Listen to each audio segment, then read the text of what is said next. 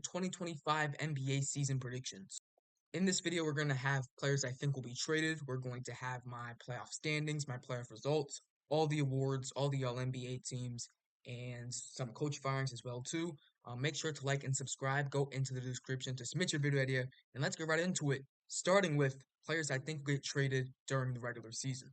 The first guy I have potentially getting traded for the season, by the way, it's not going to be in order and when I think they're going to happen, but I think Cam Johnson's going to get traded this season. I actually think Dorian Finney-Smith will also get traded this season as well. There's going to be a high value market for guys like Dorian Finney-Smith who can shoot the three ball and also play defense, and for Cam Johnson, who at his best is one of the best three-point shooters in the NBA.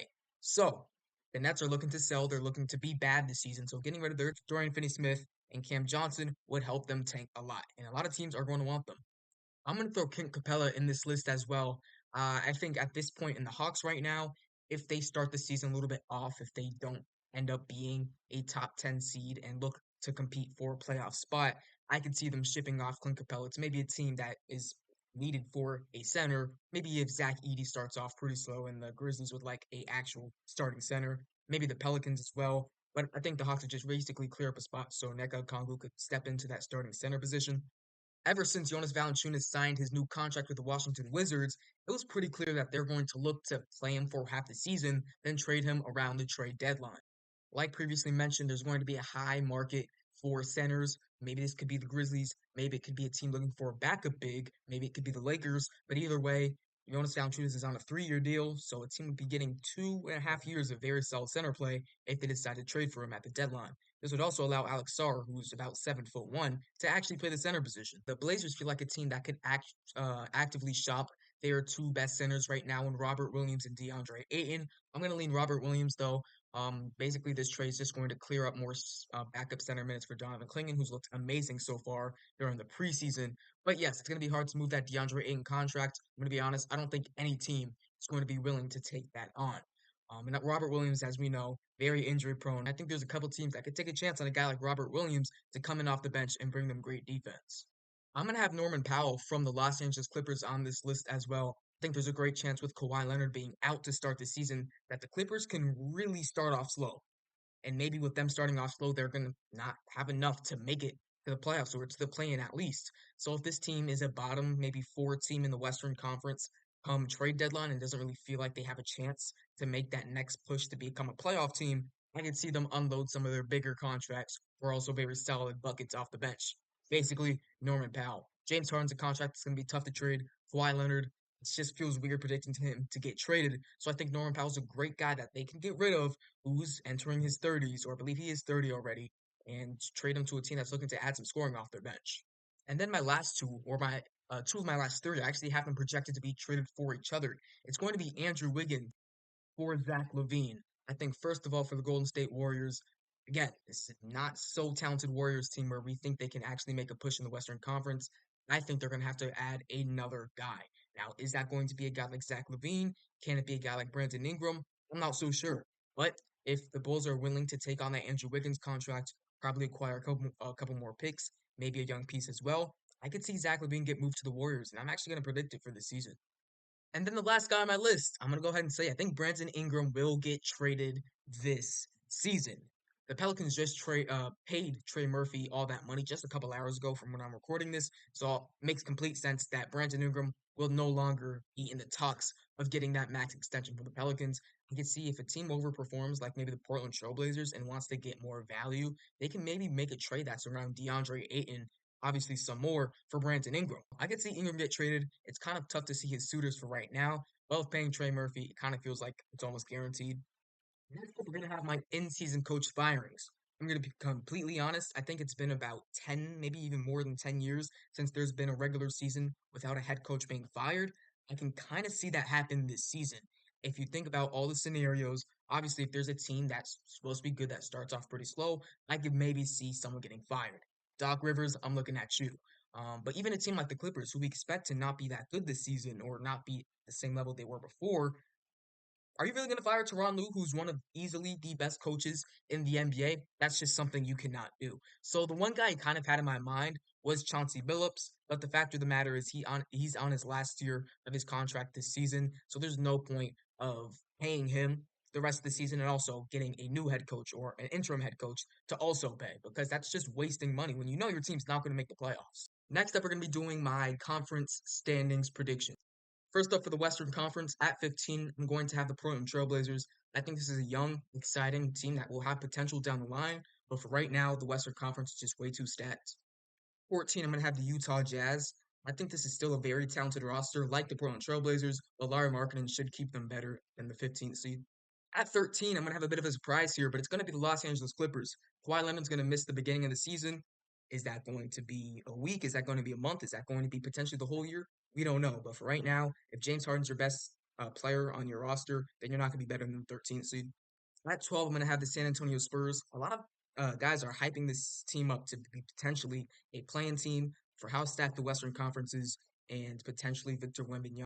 Maybe not having that exact year two leap that we all think he's going to have.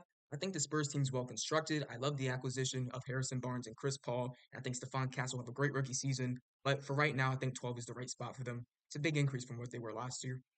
At 11, I had to put some team here, and it's going to be the Houston Rockets. I think this is a very well constructed roster, but they're still very young. They still have to have or see some progression from Jalen Green, who should be their number one scorer. And at the time of recording this, Alperen Sengun did not get the rookie max extension.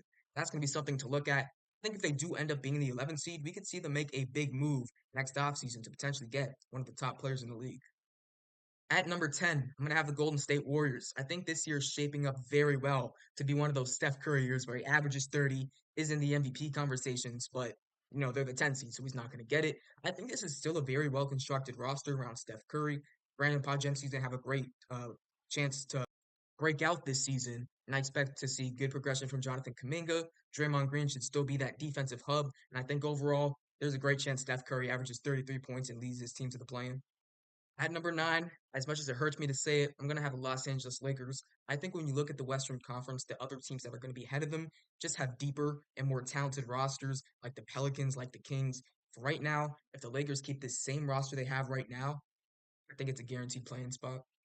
Number 8, I think I'm going to have to say the Sacramento Kings. I know they added a lot in the offseason, most notably DeMar DeRozan. But, like I said before, the Western Conference is very stacked, and if this Kings defense isn't good next year, then I could see them drop to around the 8th seed. Keegan Murray's going to have to step up. Malik Monk's going to have to, again, give you the boost off the bench. It'll be tough. That defense is good. We could see this Kings team drop. At number 7, we're going to have the New Orleans Pelicans. They're buying into the small ball lineup this year with potentially Zion Williamson, Herb Jones at the center position. A lot of people aren't liking it, but I like the switchability that this defense is going to have next year. I think DeJounte Murray will be able to buy back into that defensive side of the basketball. And I think overall, whether or not they find a Brandon Ingram trade, this team is one of the most talented teams in the Western Conference. At number 6, it's going to be the Memphis Grizzlies. I think a lot of people forgot that this 2 years ago that this team was a top seed in the Western Conference. I could see them end up being a top 3 seed in the West this year, but I think there could be some inconsistencies with Zach Edey at the center. I know he's been great so far in the preseason. They have to find another better starting center like a Clint Capella and have to get rid of other assets. Maybe we could see a problem, but I think this Grizzlies team could be as good as maybe the 2 seed, but also fall down to a playing tournament team as well. Also, be very interesting to see how the Marcus Smart, Desmond Bane, and John Morant 1 through 3 lineup is going to work this year. They're small, but we'll see how they are on the defensive side of the basketball. At number 5, I'm going to have the Denver Nuggets. I know it might seem like a bit of a drop off, but I think losing KCP is going to hurt this team a lot on both the defensive and offensive side of the ball. They're going to have a guy like Peyton Watson, Julian Strawther, or Christian Brown step up, and I'm not so sure how confident I am in something like that to happen.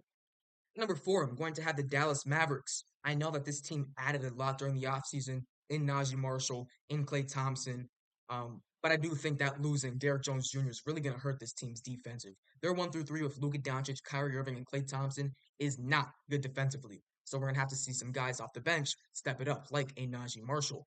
But yeah, you can kind of see seeds maybe 2 through 5 or 2 through 6 be around maybe within 3 games of each other. But for right now, it's tough to trust that Mavericks defense, and for that reason, they're going to be the 5th seed. At number 3, I'm going to put the Phoenix Suns. Coach Bud is going to help this team offensively a lot. They're another team that have their questions on the defensive side of the basketball, but I think with Ryan Dunn being able to guard 1 through 5 and also apparently having a 3-point shot now, I think the Suns are going to raise their ceiling that much. Also Iguodala, also a very good preseason. I think we could see him enter the rotation as well. I expect a big year from Bradley Beal, another big year from Devin Booker and KD. And I think the additions of Monte Morris and Tyus Jones are going to help this offense run just a little bit more smoothly. At number two, I'm going to have the Minnesota Timberwolves. I'm going to be honest, I did not love the Karl Anthony Towns trade right off the bat, but I still think that this roster is going to be strong enough to be a top two seed. Dante DiVincenzo is going to be in six man of the year talks. Rob Dillingham is going to be a great guard off the bench. Julius Randle will be a slightly better defender than Karl Anthony Towns, and maybe that'll help them in the long run. I think Anthony Edwards can take that MVP leap. I don't really think it's going to happen. And overall, with a supporting cast of guys like Mike Conley, Rudy Gobert, and Julius Randle, and Jaden McDaniels, I think this Timberwolves team could still be a top two seed in the East. And at number one, I'm going to have the Oklahoma City Thunder. I think right now their roster construction is probably the best we have in the league right now. They're able to fleece the Chicago Bulls in the offseason by trading for Alex Caruso to come off that bench or potentially start and be a lockdown 3-and-D guy. They were really lacking rebounding last year, and signing Isaiah Hartenstein is going to help them with that as well.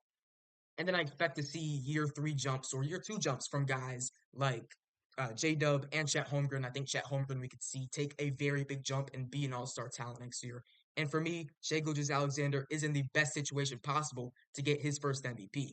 Very talented roster, good on both sides of the basketball, and Shai, he's at the head of it. Now for the Eastern Conference. At 15, I'm going to have the Washington Wizards instead of the Brooklyn Nets. I think when you look at this Washington Wizards roster, it's just not there. It's too young. It's too inexperienced. There's too many holes on it to predict. Malcolm Brogdon, he was projected to be that team's starting point guard. He's hurt to start this season. Jordan Poole is not a reliable guard at this stage in his career. Alex Sarr, he looked okay during the preseason. We'll see how that translates to the regular season. And they're going to be relying on young guys like Bub Carrington and Keyshawn George to be very valuable players for this team next year. I just can't trust that. I think they're going to be the worst teams in the NBA. Their offense is not good. Their defense is not good. And it's tough. I think they do have a direction, a sense of direction with Alex Sarr, but for right now, they're not a good basketball team. Maybe this could potentially be a hot take, but I'm going to have the Brooklyn Nets at the 14 seed. Now, is the roster better or is the roster worse than the Washington Wizards? You can make the argument, but there's still some guys that have question marks on this roster, like Ben Simmons, like Nick Claxton, who knows, they could end up being good scorers in the NBA next year. Ben Simmons definitely a bit more of a stretch, but I think Nick Claxton can show a lot more improvement. He's now going to be a higher option without Mikal Bridges, and I think if he averages around 16, 17 points per game, this Nets team can take a jump with his defensive presence as well. We know Cam Thomas is going to bring us on the offensive side of the basketball. I'd love to see him improve his playmaking abilities to be this team's potential long-term point guard. And overall, I think the Nets and Wizards are by far the two worst teams in the NBA. 13, I'm going to have the Chicago Bears. Really, this is just going to be based on the fact that I have Zach LaVine being traded this season. I think if he stays on this team, that they can be a fringe playing team. But without Zach LaVine, with Nick Vucevic kind of just being a minus overall player on both sides of the basketball, it'll be tough to see how this Bulls team ends up making a plan. I think Josh Giddey was a terrible get for them. I think it was a bad trade. You should have traded Alex Caruso at last year's deadline.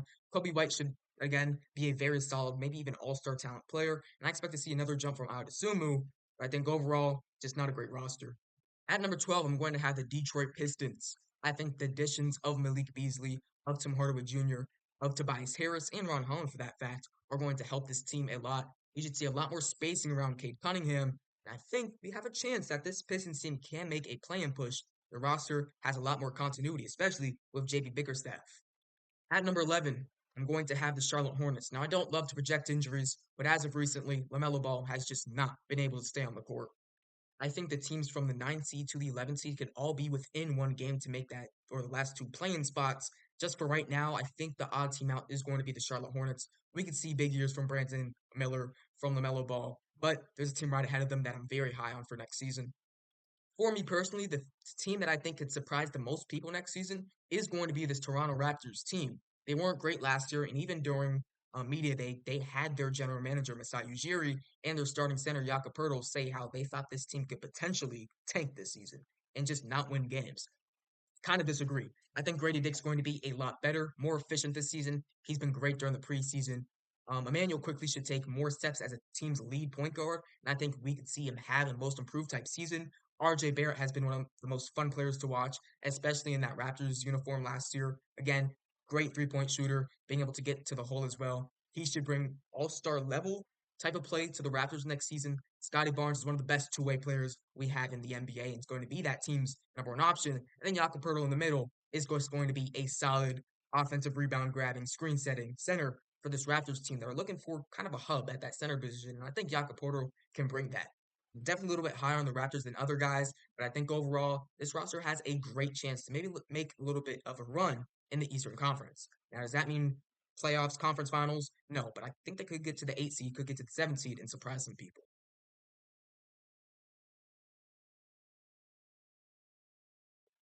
Number 8, I'm going to have the Miami Heat. Again, a lot of people think because Jimmy Butler is in for a contract year that this Heat team could potentially play into a playoff spot, top 6 seed more specifically. The Eastern Conference is very stacked this year. There's 7 Eastern Conference teams right now that are just at that level, can be playoff teams. And while I think the Heat can kind of adapt a more faster paced type of play next year, I just really cannot buy into this team being a top 6 seed in the East. At number 6, I'm going to have the Orlando Magic. I know they did fall down one spot in the Eastern Conference, but I think adding Kentavious Caldwell-Pope is going to expand their ceiling that much. Should bring great 3-and-D next to Jalen Suggs, who's already one of the best perimeter defenders we have in the league. The Magic, combined to that defense side of the basketball, be one of the best defensive teams, and overall just center their offense around Paolo Banchero. He's one of my favorite NBA players, and I think this year, even if their standings show that, this Orlando Magic team can be a lot better. At number 5, we're going to have the Cleveland Cavaliers. I think we know what we have with this roster. Kenny Atkinson could potentially raise their ceiling, but there's still going to be questions with Donovan Mitchell and Darius Garland sharing a backcourt, and if Evan Mobley and Jared Allen can truly share a front court if both of them can't really shoot the three ball.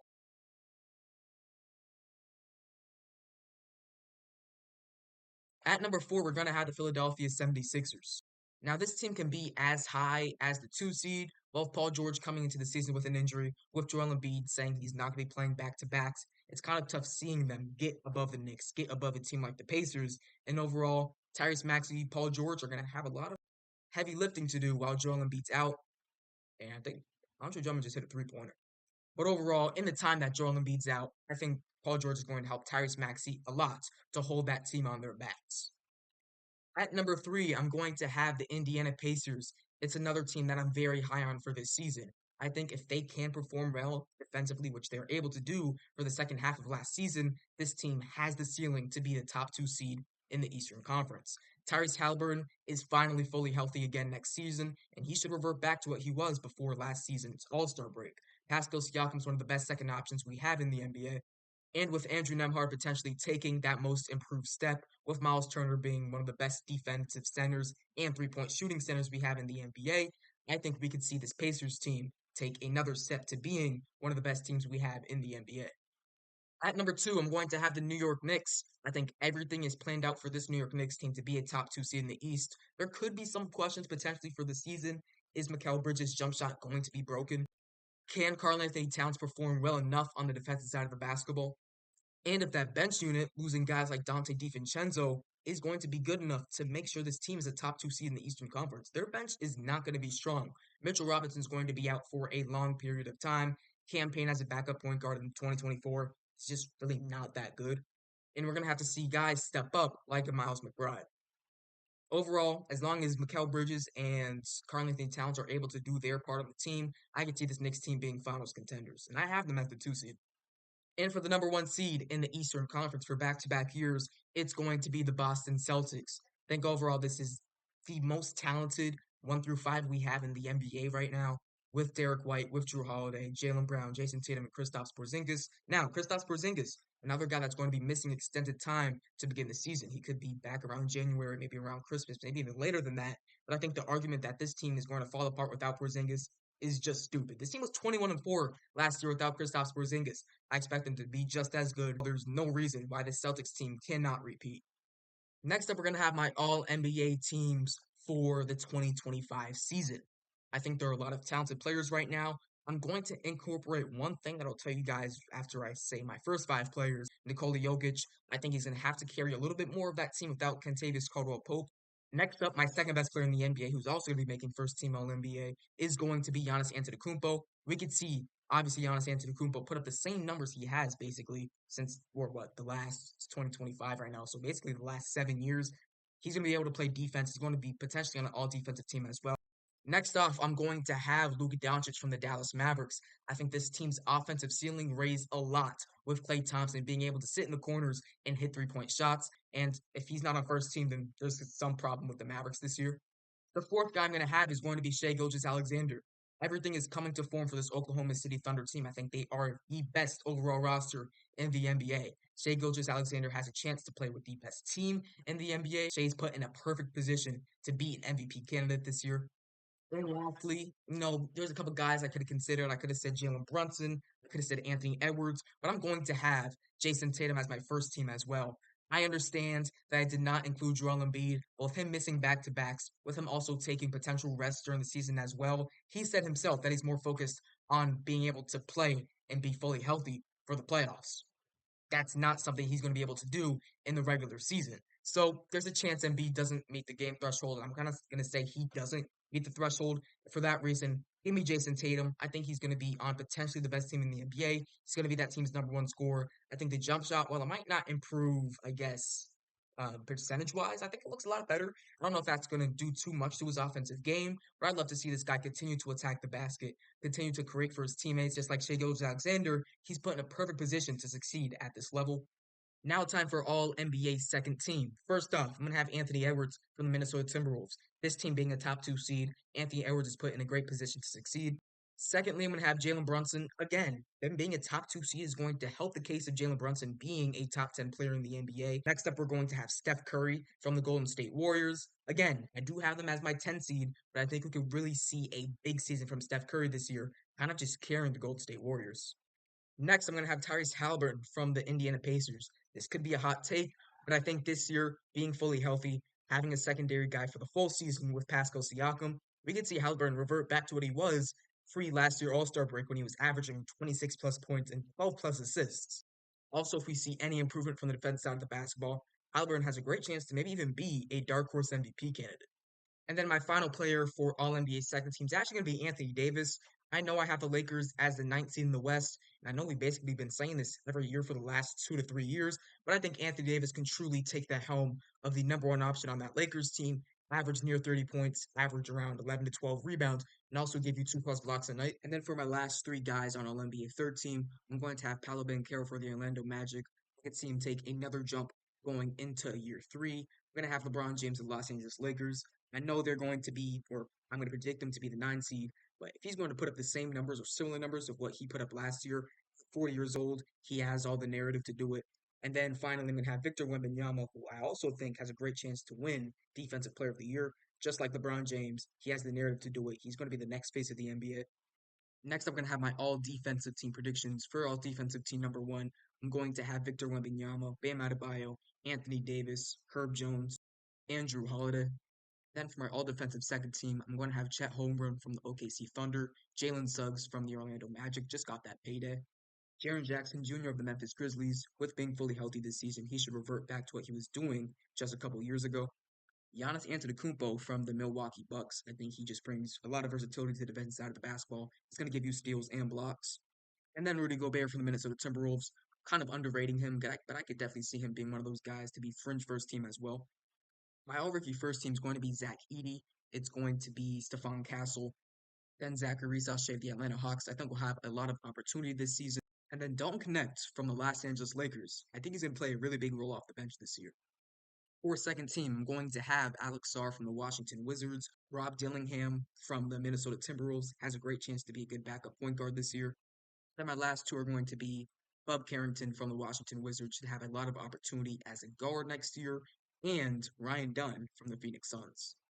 For my MVP candidates, it's going to be Shai Gilgeous-Alexander from the OKC Thunder. It's going to be Luka Doncic from the Dallas Mavericks. MVP winner, it's going to be Shai Gilgeous-Alexander. Perfect opportunity for the best roster in the NBA right now. I expect this Thunder team to be the 1 seed and Shai to average 30 plus points per game. For my Rookie of the Year, it's going to be between Zach Edey, Zachary Risachet, and Stephon Castle. It's going to be Zach Edey from the Memphis Grizzlies. He's really the only rookie that has, I'm not going to say a guaranteed starting spot because Alex Sarr has that as well, but overall just in a position to succeed, to win, to be a playoff team, and to start on a playoff team like the Memphis Grizzlies. I think right now, with the offensive rebounding, with the interior defense, with the offense, As well, I'm going to give Rookie of the Year to Zach Edey from the Memphis Grizzlies. For my Defensive Player of the Year, it's going to be between Bam Adebayo, Victor Wembanyama, and Anthony Davis. And my winner for Defensive Player of the Year is going to be Victor Wembanyama. Dang, I really wish this could be AD or Bam Adebayo, but the narrative is all surrounding Victor. It's going to be 3+ blocks per game, most likely. And at this current moment, even though I'd love to see one of the other two guys win it, just feels like it's Wemby's award to lose. For my most improved player, it's going to be between Emmanuel Quickly from the Toronto Raptors. I'm going to throw Jalen Johnson from the Atlanta Hawks and Evan Mobley from the Cleveland Cavaliers. And my 2024 most improved player is going to be Jalen Johnson from the Atlanta Hawks. He's going to step into his second option with DeJounte Murray leaving, and I think he can average 20+ points per game and improve his game on ball and off ball. For my Sixth Man of the Year candidates, it's going to be Trey Mann from the Hornets. It's going to be Naz Reid from the Minnesota Timberwolves. And then finally, I kind of have a tie between Dante DiVincenzo and Malik Monk. But my Sixth Man of the Year winner is going to be Naz Reid once again. He brings probably the best and most versatile scoring we have off the bench currently. He can get it done inside. He's one of the best three-point shooting bigs in the league. And I think this right now is his award to lose.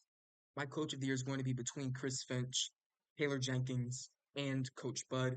And my Coach of the Year, I think it's going to be Coach Budenholzer from the Phoenix Suns. I think we're going to see a big difference from their team last year with Frank Vogel to this year with Mike Budenholzer. We're going to see a lot more threes. We're going to see a lot more spacing. And overall, I think this team can be a top 3 seed, and Coach Bud will get it. My clutch player of the year is going to be Jalen Brunson from the New York Knicks. I think this year for the Knicks, them having Karl-Anthony Towns spreading the floor out a little bit more for Jalen Brunson. And then my executive of the year, I don't know if it comes down to 3 guys, but my overall winner is going to be Sam Presti from the OKC Thunder, getting Hartenstein, getting Alex Caruso, being, in my opinion, the overall best team in the NBA. It's going to give him that award. For my playoff predictions now, I'm going to have something a bit interesting. So for the play-in for the Western Conference, I'm going to have the Kings defeat the Pelicans to get that 7th seed. For my 2-7 in the West, we're going to have the Minnesota Timberwolves versus the Sacramento Kings. I think this could be a sneakily very good series, and I'm actually going to the Timberwolves in 7 games. And then for my 3-6 matchup, it's going to be the Phoenix Suns and Memphis Grizzlies. I really like what Coach Bud's going to bring for this Phoenix Suns team, and for that reason, I'm going to have to beat the Grizzlies in 6 games. Next up, we're going to have my 4-5 matchup. It's going to be the Mavericks and the Denver Nuggets. Well, upset here. I'm going to have the Denver Nuggets over the Dallas Mavericks. I think the guard play of Jamal Murray and Russell Westbrook is going to help this Nuggets team a lot to overcome the Dallas Mavericks. And I think Jokic being at that center position, Lively's not going to be able to contain him. Gafford's not going to be able to contain him. And overall, give me the Nuggets here in 7. For the Eastern Conference, my 1-8 matchup is going to be the Boston Celtics. I'm actually have the Miami Heat defeat the Magic in the play-in, and the Magic ended up being the 8th seed against the Celtics. I think the Magic are getting the Celtics some run for their money. I'm actually have the Magic take this one to 6 games, but the Celtics obviously still winning. For my 2-7 matchup, it's going to be the New York Knicks and the Miami Heat. I think I'm going to lean the Knicks in this one. I think I'm going to say Knicks and 6. If it does get to a Game 7 and we see Game 7 Jimmy Butler, that could potentially be scary. For the 3-6 matchup, we're going to have the Indiana Pacers and the Cleveland Cavaliers. Could I potentially see an upset here? Maybe, but give me the Pacers in 7 for a lot. But Tyrese Halliburton and Pascal Siakam is going to be one of the best duos in the NBA next year. And while the Cavaliers are good, some of their guys do not really step it up when it comes to playoff time. That's definitely something to note. For my 4-5 matchup, I'm going to have the Philadelphia 76ers against the Milwaukee Bucks. Give me the Bucks in this one. I'm going to say Bucks in 7. That means that means a first round exit for Joel Embiid and Paul George. And I think the Bucks, I'm going to really put my trust in Giannis and Dame when it comes to a playoff series. Now it's time for the second round. In the Western Conference, the 1-seed Thunder are going to be playing the 4-seed Denver Nuggets. Actually, I think they're the 5-seed Denver Nuggets. I'm going to go with Thunder in this one. I think it can go to 7 games. I'm actually going to predict Thunder in 7. I think the experience that that J-Dub, that Chet Holmgren got last playoffs is going to help this team a lot. I think, yes, maybe Jokic is going to be hard to contain, but we could see kind of Chet Holmgren play that free safety position, something similar to what we saw Jaren Jackson play a couple years ago. And Isaiah Hartenstein can really try to bang down low with Nikola Jokic. Give me Thunder in 7. For my 2-3 matchup, it's going to be the Phoenix Suns and the Minnesota Timberwolves once again. And I might be crazy for saying this, but give me the Phoenix Suns in this one. I'm going to say Phoenix Suns in, I don't want to say 7. I'm going to say 7 games. Phoenix Suns in 7. My problem with this Timberwolves team is that If Julius Randle cannot rise to occasion during the playoffs, which is something we haven't seen him do at all during his career, we're going to see, like I said before, great spacing from this Phoenix Suns team. Devin Booker is going to be a big impact, and I think the addition of Ryan Dunn potentially being the defensive player against Anthony Edwards can maybe make a difference in this series. And then for my Western Conference Finals, we're going to have the Phoenix Suns. We're going to have the OKC Thunder. Should be a very good series. Should be a fun series on the offensive side of the ball. But I think what we have in this Thunder team, with the amount of pieces they add during the offseason, fixing the holes that that team had, rebounding, I think that Shai Gilgeous-Alexander is going to be able to get the job done against the Phoenix Suns. Give me the Thunder in 6 to make it to the NBA Finals. For my 1-5 matchup, I believe it is, in the Eastern Conference, it's going to be the Boston Celtics versus the Milwaukee Bucks. Kind of want to pick an upset here, but I can't do it. Give me the Boston Celtics in 7 games. With Porzingis coming back potentially fully healthy at this time, with Jason Tatum's solid defense, then Derek White, Jaylen Brown, and Drew Holiday's kind of top 10 perimeter defense we have in the NBA. I think the Celtics should be able to get it done, shut down what Damian Lillard's going to be able to bring. Basically, Giannis, it's going to be all on you for this series. And then we're going to have the Eastern Conference semifinals matchup that we had last year. We're going to have the New York Knicks and the Indiana Pacers. I think this time around the Knicks are going to be able to get the job done. If OG Anunoby gets hurt, it's probably going to be the Indiana Pacers, but I think OG Anunoby will stay healthy. I think Cat will bring a lot of front court spacing. And I think overall, that defense should be a lot better against Pascal Siakam with a guy like OG Anunoby actually being available. For the Eastern Conference Finals, it's going to be the New York Knicks and the Boston Celtics. As much as a Knicks fan as I want to pick the Knicks in this one, the Celtics roster is just so stacked. The starting lineup is crazy. And I think overall, give me the Celtics in this one in 7 games, which by the way means they had a 6 game series in round one, a 7 game series in round two, and a 7 game series in round three. They have a little bit of tread on those tires right now. Could be something to note for the finals. But yeah, the Celtics roster is just going to be way too good. I think Drew Holiday, Jaylen Brown, and Derek White are going to be able to do a perfect job on Jalen Brunson because those are 3 of the best defenders we have in the NBA. And then a lot of the pressure is going to be put on Karl Anthony Towns, who's someone we don't really know if can step up when it comes to playoff time. And then my NBA Finals matchup, it's going to be the OKC Thunder and the Boston Celtics. Now, are they both the 1 seeds? Yes, so maybe not too much parity there, but I think these 2 teams are going to be on a collision course. I think they're going to be by far the 2 best teams we have in the NBA. Boston Celtics, 6 in round one, 7 in round two, 7 in round three. I think they're going to have a little bit too much tread on those tires, and guys like Porzingis, who we know is injury prone, and guys like Al Horford, who we know is definitely getting a little bit older. So I think the matter of that fact, with the Celtics maybe having a little bit too much miles on those big man, I'm going to go the OKC Thunder in this one. I think a lot of it is going to be put on a guy like Chet Holmgren. He's going to have to step up against a guy like Kristaps Porzingis because we know Shai Gilgeous-Alexander and J-Dub are going to have to go against guys like Drew Holiday, Derek White, and Jaylen Brown. That's going to be it for my predictions. Hope you guys enjoyed. I'm going to have the Thunder in 7. Make sure to like, subscribe, go into the description, submit your video ideas, and I'll see you guys next time. Excited for this season, and peace.